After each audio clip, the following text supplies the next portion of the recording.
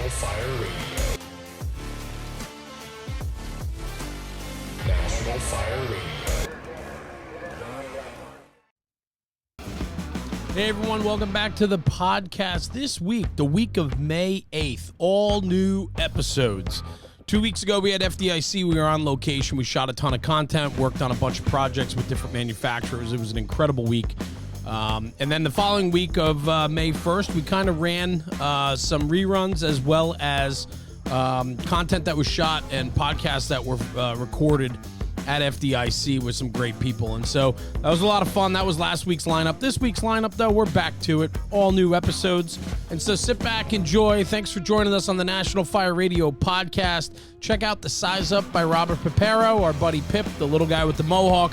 Every Tuesday is his episode, as well as the rest of the week is filled out with all new content and interviews with great guests that support the National Fire Radio community. Thanks for tuning in. Check it out this week. We appreciate you. And do me a favor, give us a half a second of your time and listen to the sponsors that help make National Fire Radio's podcast possible.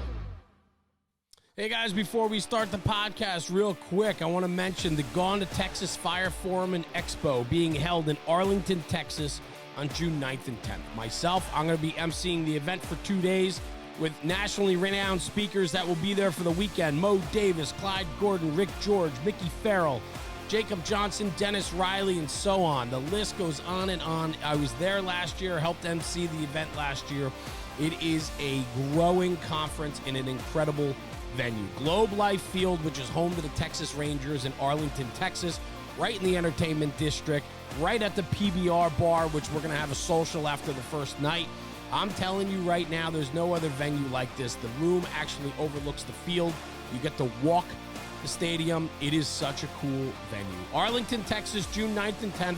Check them out. Go on to TexasFireForum.com or go to Facebook and look them up there too. Go on to Texas Fire Forum where you can buy your tickets, get great hotel rates. And if anybody's asking you where you're going this summer, you tell them, go on to Texas. This episode's brought to you by Taylor's Tins. Taylor and his crew at Taylor's Tins have been manufacturing aluminum helmet fronts since 2017. With over 200,000 tins in the market, they are a leader in the helmet front space. Custom design, one-offs to department orders, they can turn them around within 24 to 48 hours. Customer service is what they pride themselves on, and they provide nothing but top-shelf product and service to their customers. Check them out at taylorstins.com and check out their full line of product offering.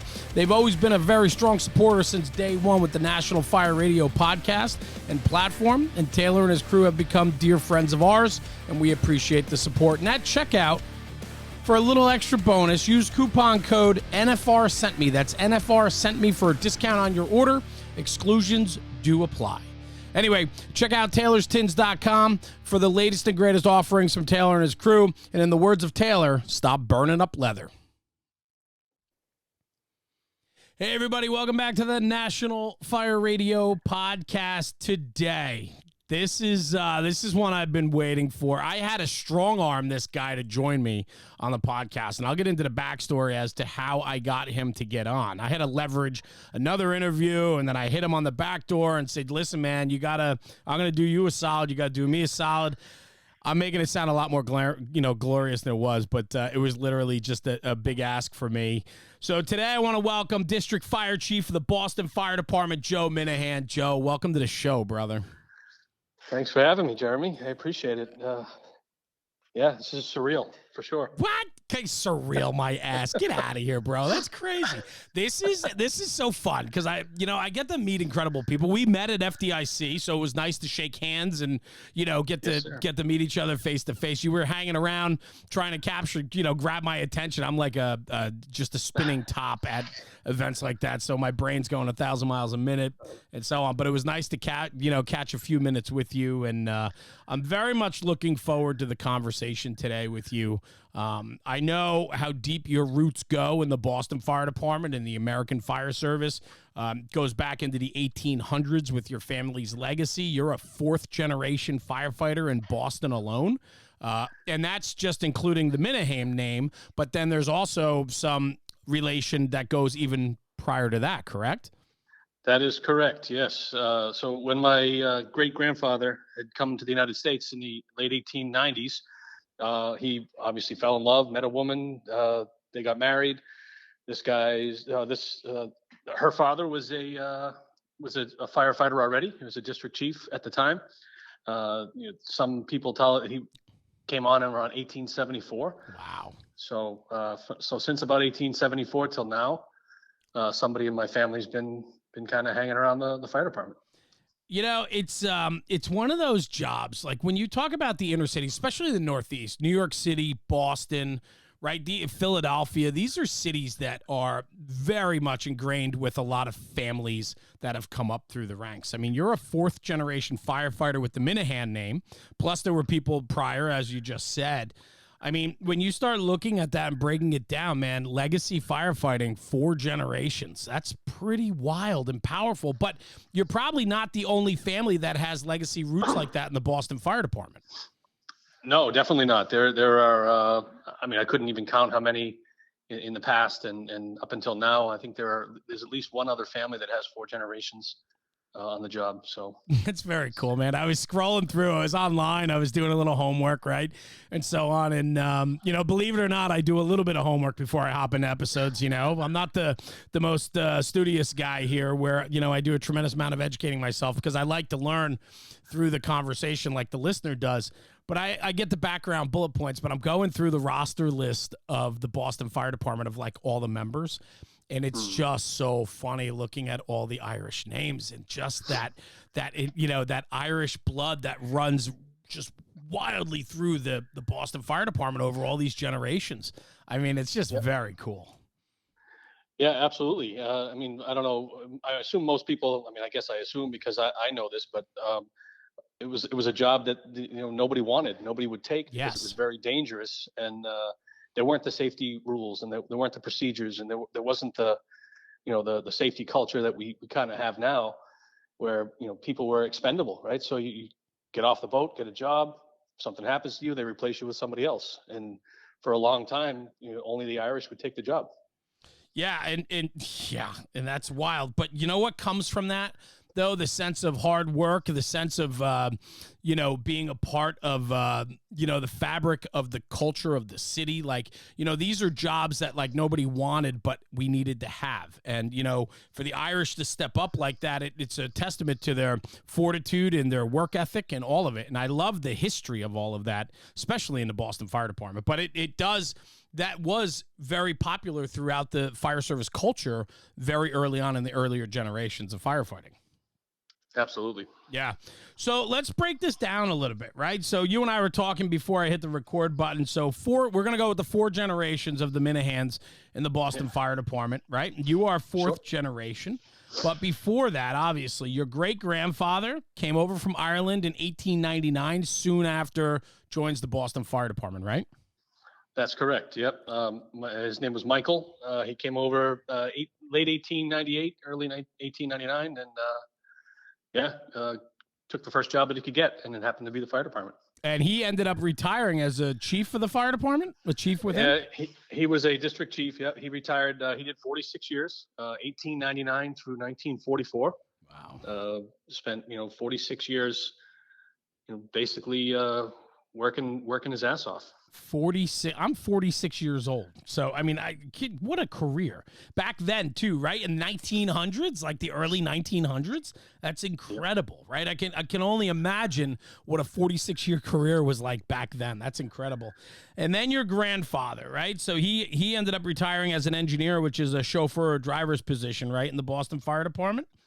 Yep. So it was a title that we no longer use, but that was you were essentially you were made a chauffeur. You were in charge of the apparatus, and he retired. Unfortunately, a little early in his career, he had ended up with a heart condition, had to leave the job. But yeah, he. And a very interesting story that you shared with me, or briefly shared, because I asked about it, was his very first fire was the Coconut Grove fire in 1942. Correct. Yeah. He was. His company, they were actually clearing a car accident or a car fire, excuse me, about 2 blocks away. And they heard the glass breaking and they started over that way. and they came upon the Coconut Grove. And for those that don't know, major loss of life, 492 souls lost that night. Wow. This was my grandfather's very first fire. This was his introduction into the fire service. Unbelievable. I mean, and he stuck with it, like after a night like that. I mean, that's incredible. But I mean, the Coconut Grove fire is one of the most historical fires on record, I think, in the United States, with the loss of life. I think it's one of the highest loss of life fires in the country's history, I believe. Yes, so that's correct. What an indoctrination into the fire service. I couldn't even imagine that. And from there, your father was Lieutenant Stephen Minehan. And unfortunately, he passed on the line of duty during a fire on June 24th of 1994. Yep, that's correct. Him and his crew had been sent in to find a couple of lost firefighters who had got separated and were missing in the building. And when they went in, they did their search. Conditions got really bad really quickly. They went to exit. When they came out, my father wasn't with them. Wow. That's tough. And he was found later on. And unfortunately, he passed from his injuries sustained at that fire. And man, we're gonna break all this down a little bit during the conversation. But and I appreciate you and your willingness to talk about your family and your family's legacy. And after your father, you decided to join as well. And that was in August of 2001, I believe. Correct. Yeah, it was never a question. Just like my father had followed his father, I was going to follow mine. I can't remember the date exactly. Yeah. But I can remember sitting. My father was assigned to Ladder 26 in Mission Hill section of Boston, which during the 70s and 80s was 2-3 fires a day kind of place.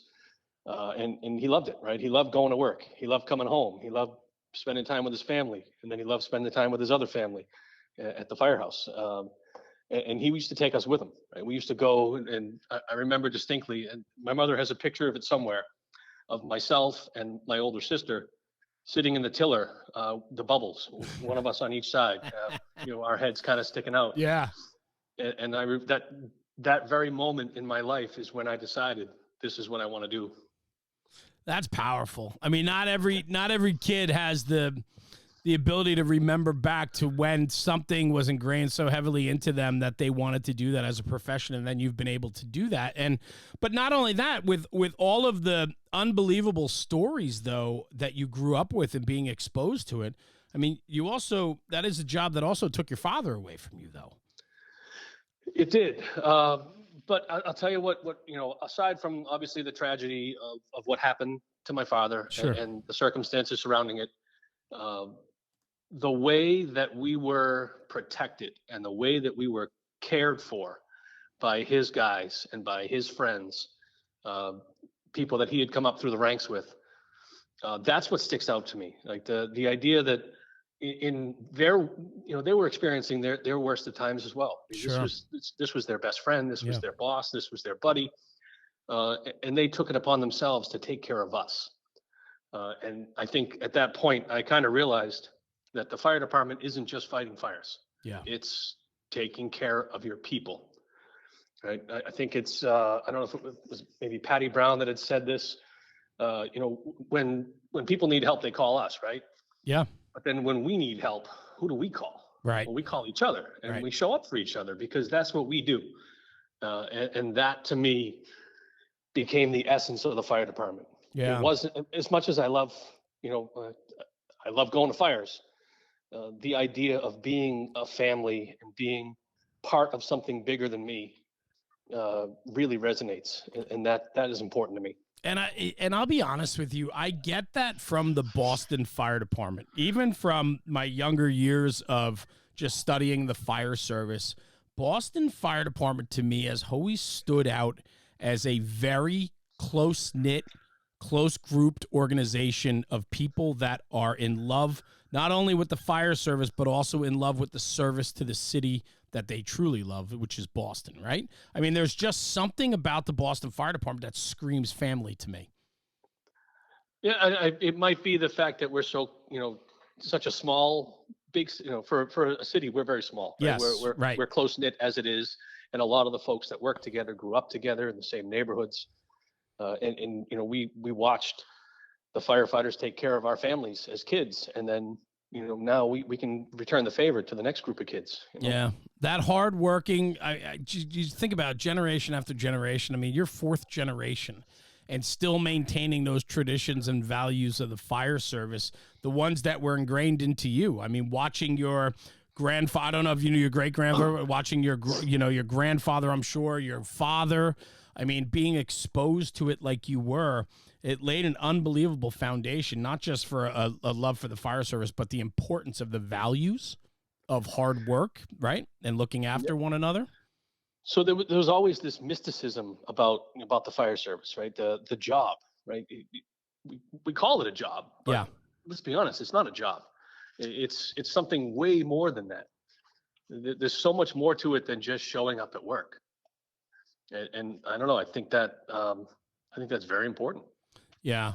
And so then as you went down that road, I mean, being exposed like you were, your father bringing you to the firehouse, and unfortunately with his passing, I mean, you were a teenager, right? 15 years old, I believe you were, when your father passed away.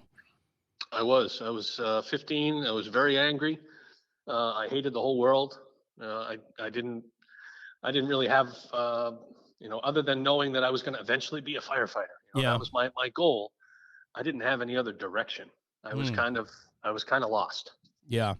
And what did that look like for you? Did you get in trouble? Were you a troublemaker? Were you, did you act out? I mean, because listen, I've talked to many people over the years with this podcast, and they all have, different circumstances and situations, but it always seems that the fire service was probably what saved them or put them on the right course, I think, after time and finding their way. Would you say it was similar for you?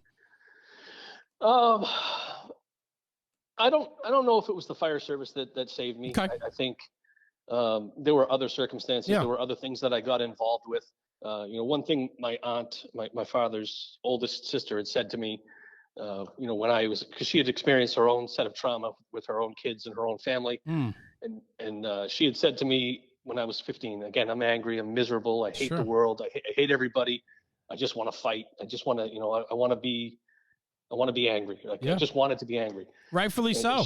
You're allowed to be. Yep. And she pulled me aside at a barbecue. And this is a woman who I'm not the closest with, but the words that she said that night, I'll never forget them. She said, "You're never going to feel good about yourself until you start caring for other people." Essentially, you have to go help someone if you want to bring yourself back to earth. And I did through various avenues. I was able to connect with different camps. A camp that I'm very, very fond of up in New Hampshire that specializes in children and adults with special needs. I went up there and I put my life back into perspective. Really? Wow. Wow. That's powerful. So her words really hit you at a moment in life that you needed some guidance. That's incredible. Yes. Absolutely. So I'm writing that down. You're never going to feel good about yourself until you start helping others. Is that what it was? You're never going to feel good about yourself until you help someone else. Okay. I mean, that's very powerful, Chief. Very powerful. And you think about moments like that, and for that to resonate and stand out with you, and then for you to put action behind words. Speaks volumes to you for sure. After coming around from that, and then looking at the fire department, and like you said, I mean, it was the job and the fires, but it was the aspect of family and how they took care of you and your family, and they, and even in their darkest of times, put themselves, there to support all of you. When you found the fire service yourself, right? Because you grew up with it. It was something you knew you wanted to do, had to do, right? But you had to find it for yourself. What was that? Just give me a little background as to like finding your way into it on your own. So that's where it gets a little convoluted, right? That's where it gets a little bit sticky. Okay. So I got on the job, the majority of folks from my time frame to get on the job have to have veteran status. You need to go join the military, do your 2 to 4 years, get your veteran status, right? Come back and get a couple extra points on the exam. Yeah, rightfully so. I'll never take that away from anybody. Sure. I qualified for the survivor benefit, where all I had to do was kind of pass the exam, get on, and then move on from there. Gotcha. And I'm gonna skip sort of ahead for the first 10 years. So yeah, no problem. For the first 10 years of the job for me, I tried my hardest to not be Stevie's kid. I didn't want to be known as, Steve's son who got the job because his father was killed in the line of duty. Right. I didn't want that. So I spent a lot of my time pretending like, and this is going to sound wrong, but I pretended like I didn't love the job. And I pretended like I just came into work and I went home and that was it. Wow. I shut the scanner off at home. I didn't listen to it anymore. I wanted to be separate from what I thought other people thought of me, which completely irrelevant when you think about it in the grand scheme. Yeah. I had a lieutenant who I didn't quite get along with at one point, who told me, you have a chip on your shoulder. You have this massive chip on your shoulder. You need to get rid of it, or you're going to be considered an asshole for the rest of your career. And he said that I was probably 2 or 3 years on the job at that point, and it took me until probably 2018 to realize how right he was. Wow. So we're talking 15 years. I let that sit, and he was right. I had a chip on my shoulder, but it wasn't the chip as in, I'm better than everybody. It was the chip that said, do you really belong here? And I needed to prove myself separately from proving that I was Stevie's kid. Yeah. That's wow. Wow. That's powerful. So let's unpack that a little bit. So what I find really, I mean, it's hard enough to be a generational firefighter, a legacy firefighter for anyone, right? Because you have to find your own path, your own way, your own style, your own delivery, all of it, right? But to be shadowed by such tragedy and then get into the job, partly because of that, right? On top of your own hard work to get there, but then to find your own way, I mean, that's got to be incredibly challenging. And it makes absolute sense why there was a walls put up or a guard put in place for yourself, right? You had to prove to yourself you belong there. You have to find your own way. Right. I had to find my own way. I had to find my own niche. I had to find my own, what is my purpose on this job? And for me, that came, probably in, 2006, 2007, we kind of started doing, kind of bringing RIT to the forefront. It was never really a thing before. We had never really talked about it. But, we had, at the time, he's since retired, but one world-class instructor, Sandy Lassa, who kind of brought RIT to Boston. And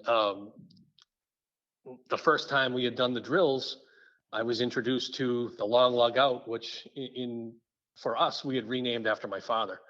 Wow. It was now the Minehan drill. And this is how you get out when you get lost. And the light bulb, the proverbial light bulb went off in my head. And I said, oh, this is what I'm supposed to do. This is, if I can make one firefighter safer by teaching this to somebody, maybe not this particular drill, but something having to do with self-survival and rescue and rapid intervention. If I can make one person safer, then I've succeeded. And at that point, I went to instructor school, and I tried to get involved in different organizations. Got involved with the Mass Fire Academy.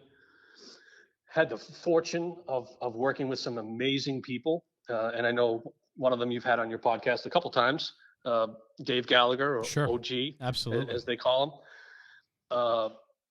Him and I taught a few classes together, and he turned to me and said, "Hey, why don't you come up and try the fools out?" And I was like, all right, whatever. It sounds weird, but let's do it. And you know, he introduced me to Rusty Ricker, and the rest is kind of history. Yeah. It just took off from there. You know, that spark that I had that was hidden was reignited. So jobs. Yeah, no problem. It's all good, man. Turn that off. We got I love it. We're going for a ride now. Oh my God. I love it. We're not cutting that out, by the way, unless we have to. I absolutely love that.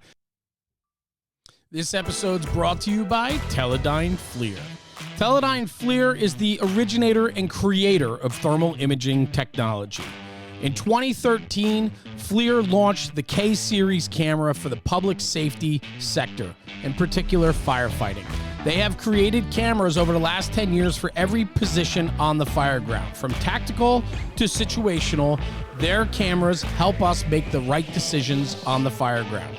So check out Teledyne FLIR, check out their product offerings, and engage them on their social media and ask them for more information and education in regards to their product.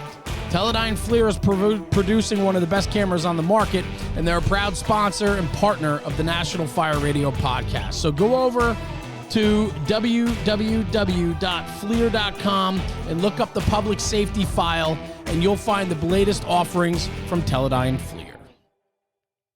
That's great, man. Listen, man, it's a fact of life, right? But here's the thing, right? Like that moment where you found teaching, right? That the Minehan drill, right? And named after your father. Is that a moment for you that like the light bulb went off, that spark that you mentioned was like, you know what? I can make an impact. I can do it on my terms, and this is maybe how I can do it. Is that what that was? Absolutely. That was the moment, although I didn't begin, I never really got the opportunity to kind of teach alongside Sandy and get that opportunity. But it was definitely a moment for me where I said, this is something that I should be doing. That's strong, man, because I think about what that could do, what that probably did for you, right? Is like, and I don't want to like put words, try to think that I understand what you were going through. I don't, but I can see how you might have been lost in a way, and that now you have purpose, direction, something that is yours that you can take ownership of, right? And plant your flag on that in a way to say like, nope, I belong here, and this is what my legacy is going to be. This is what Joe Minehan's about. Is that true?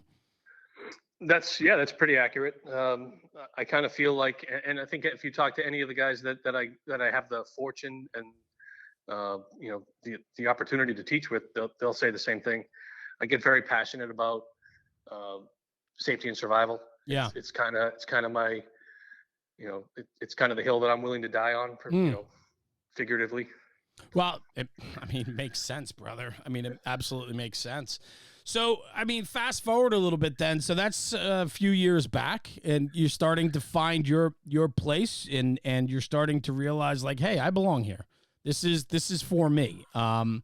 Did the love for the job change at all? Like, were you said how you would go to work and you'd come home and keep the scanner off, and you wanted to make it look like you were not into the job, like it wasn't, like that whole thing, right? And then like now I know you're very much into the job, and I know that you have an unrelentless, passion for what the job stands for, the Boston Fire Department, all of it. So like, is that when the switch was thrown and you kind of started coming back around and saying like, no, it's okay to be in love with this job. It's okay to find other people and start pushing myself forward and making my, planting my flags along the way? It was definitely right around then. It was kind of the catalyst for me to pick up the books, right? There you go. To realize that it's, it's no longer about just me.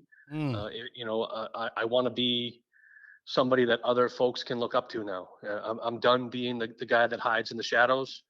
I want to be involved. I want to get, I want to get myself out there, and I want to prove, I only had to prove to myself. I didn't have to prove to anybody else. Right. That I belonged, right?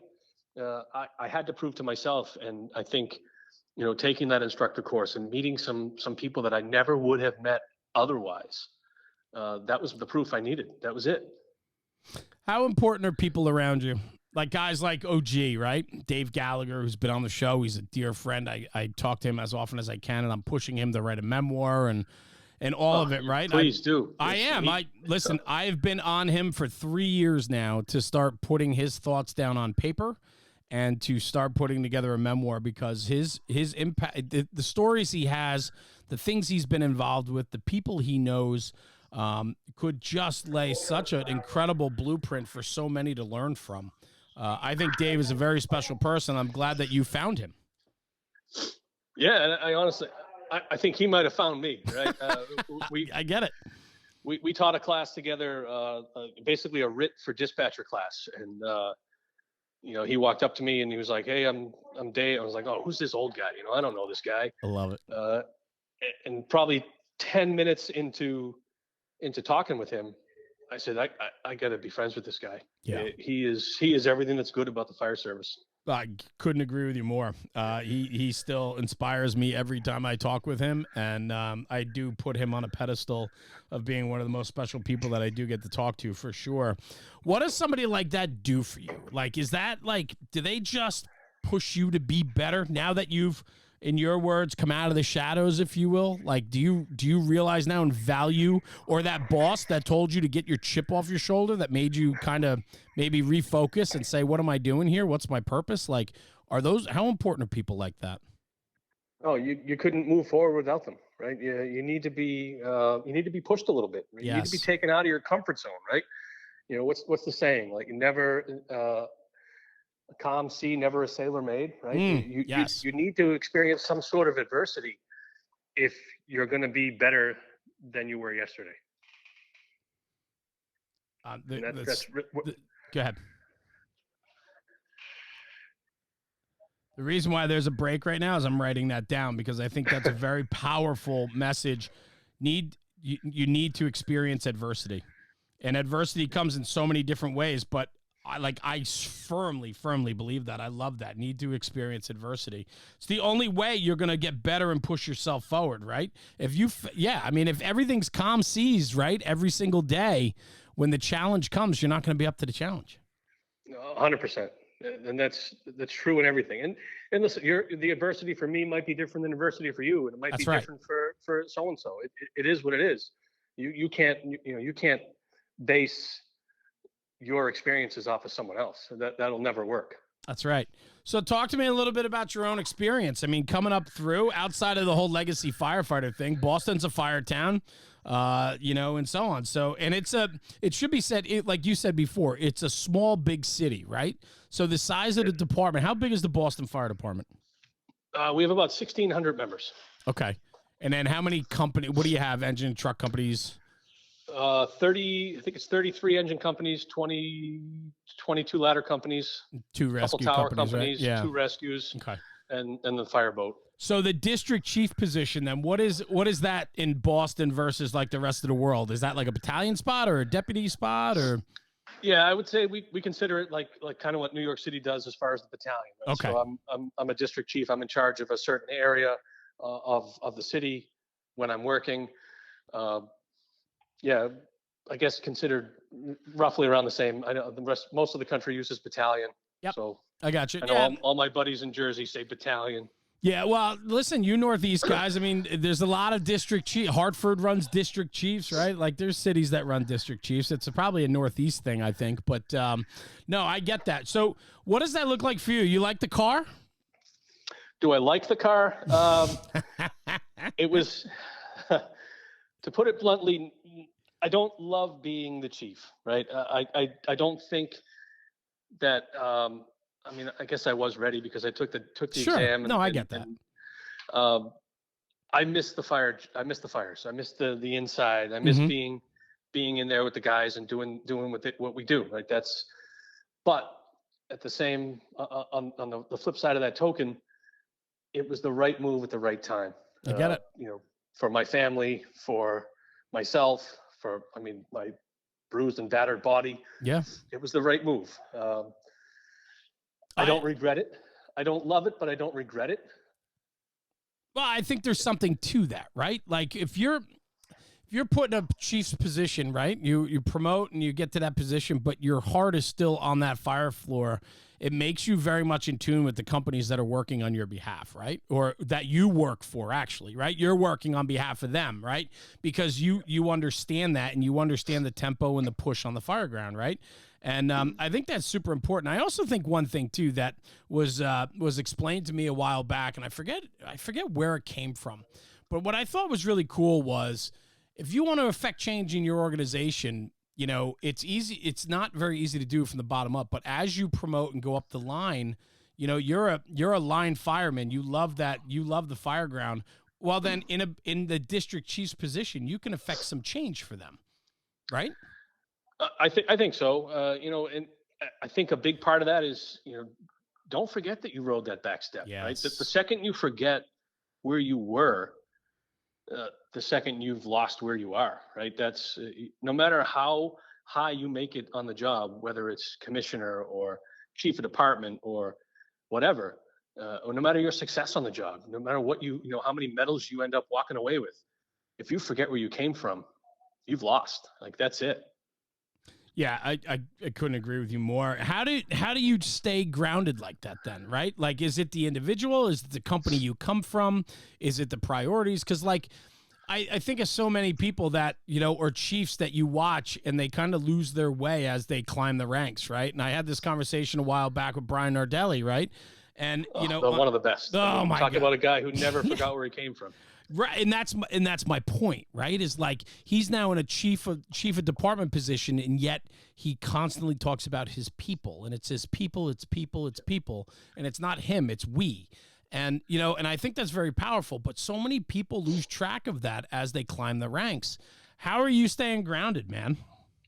I think it's a combination of all of it, right? I mean, honestly, it probably started at home. You know, growing up where you respect everybody. Doesn't matter what what their job was. The CEO or the street sweeper, they all deserve respect, and you know you start there, and then as you move up, I had the fortune of having some really great bosses. My last few captains as a firefighter were top notch, and they didn't forget where they came from, right? And it was just a lesson that you took with you.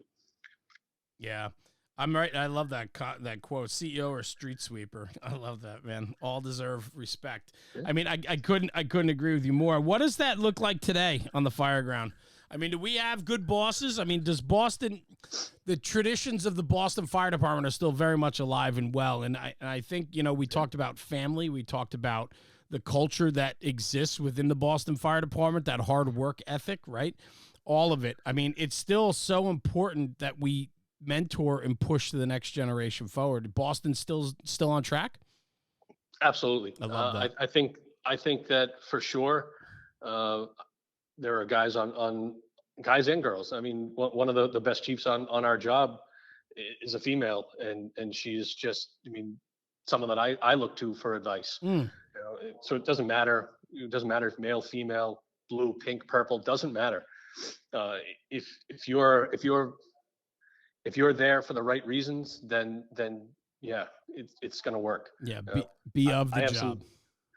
Well, that's the quote, right? Are you into the job? Are you on the job? Or are you into the job? Yeah, right? Joey D. Mm-hmm. One of these, you know, just about every chief that I've had in the last few years has been into the job. One in particular, his name's Bobby Dowling. He's 62, 63 years old. And he is still as into the job now as he was when he came on in 1982. Right? That's just unbelievable, right? That's the kind of person that I want to try to be like when I get to that position. When I get to, you know, that kind of longevity on the job, I want to be like that. Yeah, and you know what's really cool for you to say that is, you know, a while back you didn't, right? Like, no, it's true. Absolutely. Yeah. And I just love, I mean, there's something to be said for that because, you know, a career in the fire service is a span over many, many, many years. And there's a lot of highs and lows, peaks and valleys. And it's, you know, ultimately it's how you end your career. And, you know, if you're having a rough go in the beginning, do better, pick yourself up. Like you have the opportunity to end on a high note. And I think that's important, right? Like, I don't want people to think that they get pigeonholed into something unless they want themselves to be in that position their whole career. But you have the opportunity to do better if you want to do better, right? Oh, absolutely. Well, and it kind of goes to, both the at work culture and the out of work culture, right? Being part of the firehouse on and off duty. Love that. It doesn't mean you need to come into the firehouse and hang out, right? It just means be part of the job, right? What are the, I think Dave Gallagher said it in one of your last podcasts, right? You can either be a firefighter or you can be a fire department employee. What are you? Yeah. Being present is so important. Learning the people that you ride with, the guy that you're riding backwards with, the guy that's sitting in the front seat, learning who their spouses are, who their children are, the things that they're dealing with. I can't stress that enough. That helps build that culture within that firehouse or that fire company, is being in tune, be present, be a part of the conversation. Well, that's your return. Your return on investment, right? You invest in your coworkers, both personally and professionally. They're going to reinvest themselves into you, and it's going to make everybody better. Yeah, that must really resonate with you, with what you dealt with the personal tragedy within your growing up, and how influential that was on you. I have to think now more than ever, you are very protective of those types of relationships and making sure that families are taken care of and that your people are being taken care of. Oh, absolutely.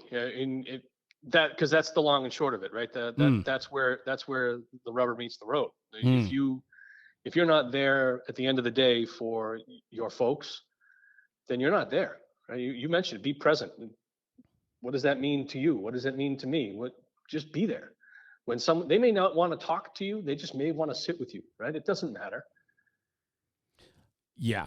And I'm sitting here because I'm wrapping my brain around this conversation, because I worry that we're not as present as we used to be in one another's lives. And I worry that the guys in the firehouse are not learning as much as they should be, because they're wrapped up in their own shit and not putting their own stuff aside to learn about the other guys and girls that they're riding the fires with. And we have to make sure that we do a good job with that. And it takes guys like yourself that have been in those trenches, that have lived this firsthand, to really mentor and explain the importance of relationships like that.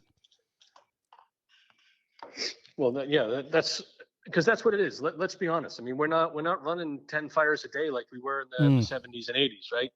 A lot of what we do is personal relationships. And if you can't master that, then you probably can't be here, right? That's like what was it that that little short guy from Australia there, little tiny guy, Jerry. Yes. Yeah. Decency doesn't have a rank structure, right? It doesn't. Praise with humility and accountability with kindness. And that's what he said when he was on your show. Yes. That speaks volumes. Just be a good person. That's 90% of our job, right? Be a good person. Well, and that's it. I mean, it's a service-oriented job, right? So not only do we take care of the public, right? Every time we turn a wheel or open the door to the firehouse, or a kid comes up for air in his tire on his bicycle on the fire department ramp, out front, we're there to service the public. We need to be there for our own people as well, right? When that alarm goes off, we do go to work and we provide for the people we're serving. Well, do we have to sound the alarm bell when one of our own people needs help? We should already be dialed in. And I think that's that distinct difference, that we're willing to go above and beyond for the public still. We need to do the same for our own people.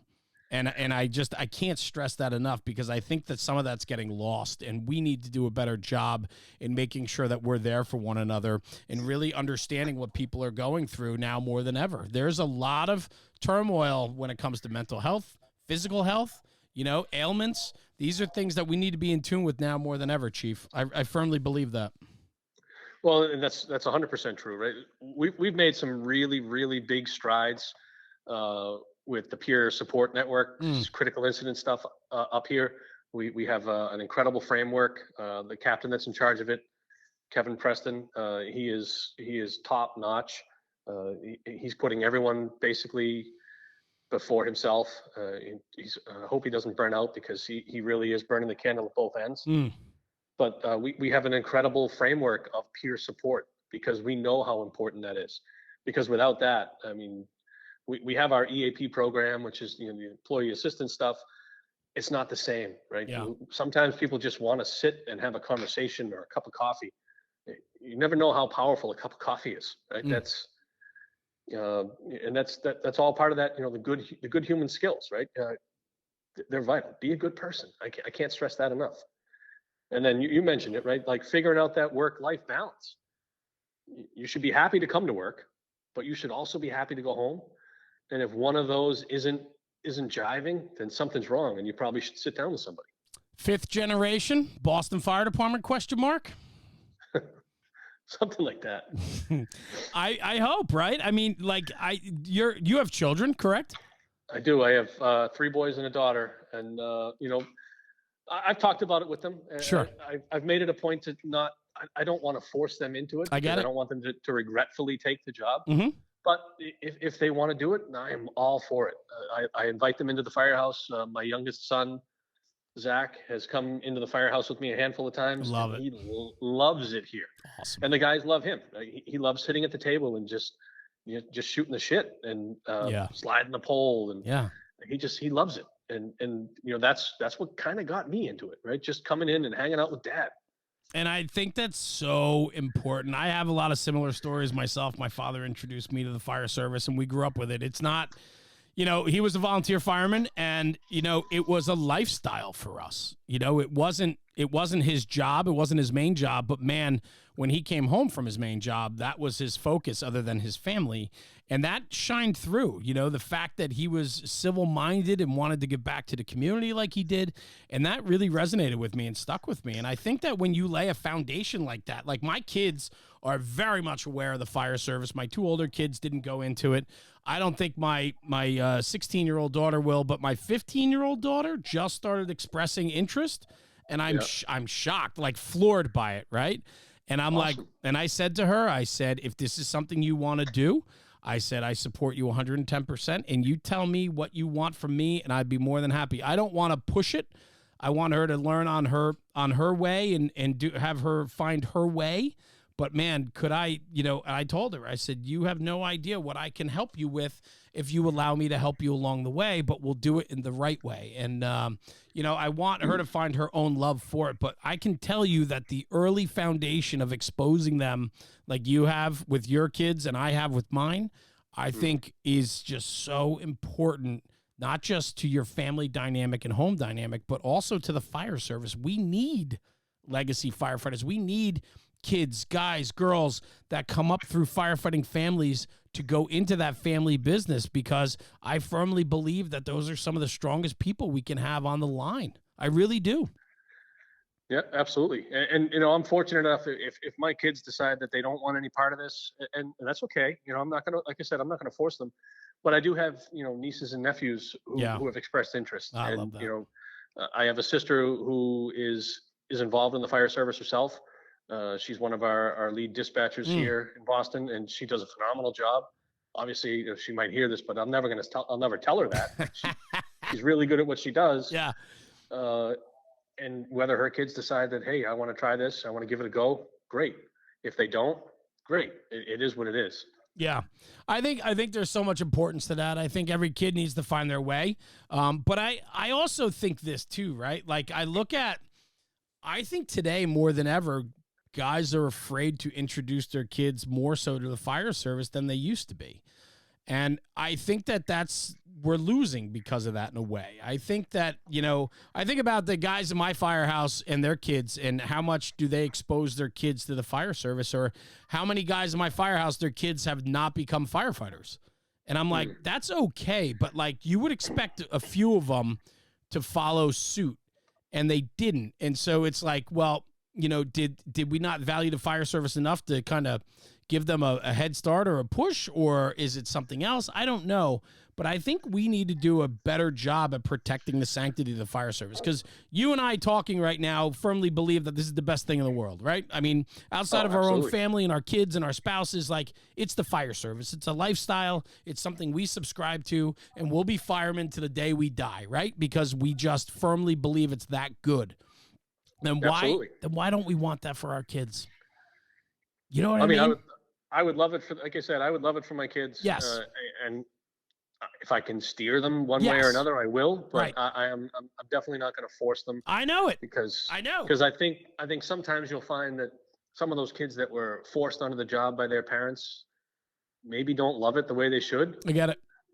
And that could be kind of what, I don't want to say ruining the fire service, but it certainly doesn't help. Well, and that's it, right? And I think that's a really interesting way to look at it too, right? Is that, you know, and then finding your own path. I mean, it's very hard. It's very, very hard, and you know this more than anyone, right? You lived it. You just talked about it. Finding your own way, finding your own path is very, very hard. And for a legacy firefighter, it's so hard. You know, a kid that comes into the fire service with no expectation or no understanding of what the fire service is about, and they learn on their own accord because they don't have any family roots, sometimes it's much simpler for them, right? It's they learn as they go, and there's no preconceived notion or understanding of anything. When you come in, you might be bringing 3 generations of baggage with you, man. That's not easy. It's not easy.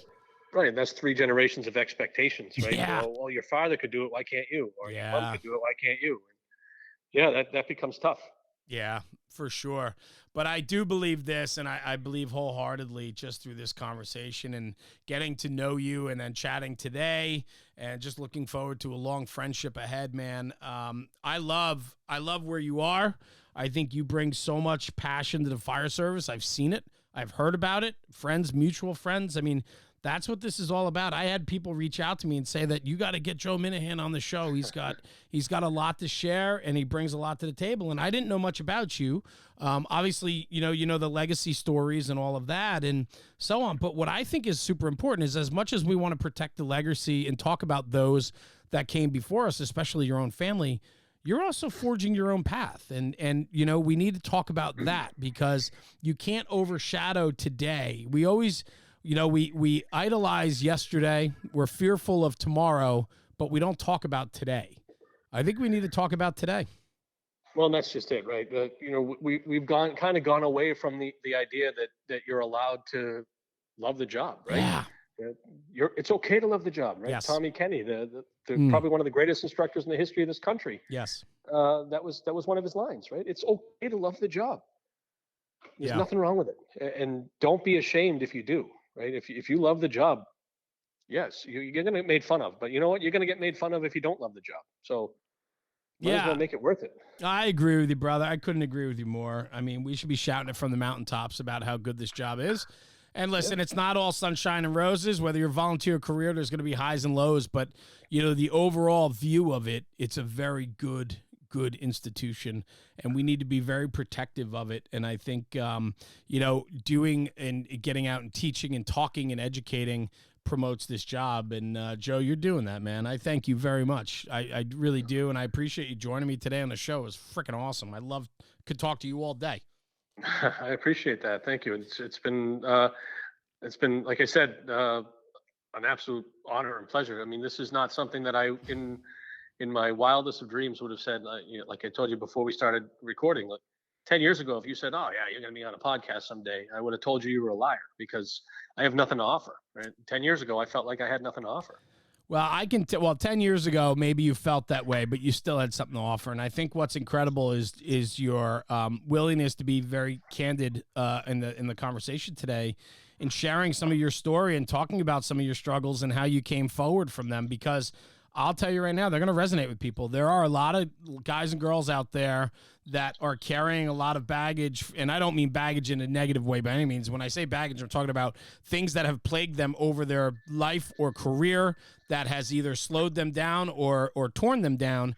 and they need to address that, look at it, and see what they can do to come forward from it. And, you know, this conversation today can certainly inspire some people to understand that there is a light at the end of the tunnel and that you can find yourself and push yourself to be as best as you want to be, man. I love that. And you did that today for sure. And I'm willing to have that conversation with anyone that wants to have it. If anyone's having any doubts about themselves whatsoever, I'm always available. I appreciate that. Where can people reach out if they have interest? Can they find you on social media, or where can they find you? Yeah, social media is probably the easiest. Cool. I think I'm on the Instagram and the Twitter page and the Facey page and all that stuff. So. I love it. Well, Chief, thank you. I'll tell you, just a real fun conversation with you, but also super deep and educational. And I think this is going to hit a lot of marks for a lot of people. I just thank you for spending 52 minutes with me today, man. It just means the world. Thank you very much. I appreciate it. Good. Joe Minehan, thank you, brother. Stay right here. I'm going to sign off the podcast. I'm going to come right back to you. All right? All right. I love it. Thank you. Everyone, thank you for tuning in to the National Fire Radio Podcast. District Fire Chief Joe Minehan out of the Boston Fire Department, 4th generation. A very powerful conversation about legacy firefighters. It is not the easiest thing in the world to be a legacy firefighter, and to take that to the 4th generation certainly has its challenges as well as highs. And what a great conversation today with Joe. So do me a favor, take this conversation, take it back to the firehouse and talk about it, because when we talk about the job, we are making the job better. Joe Minehan, thank you, brother, for joining me, and thank you all for tuning in. We appreciate the support and the friendship here on the National Fire Radio Podcast. We'll see you at the next one, and thanks for tuning in. Jeremy, National Fire Radio.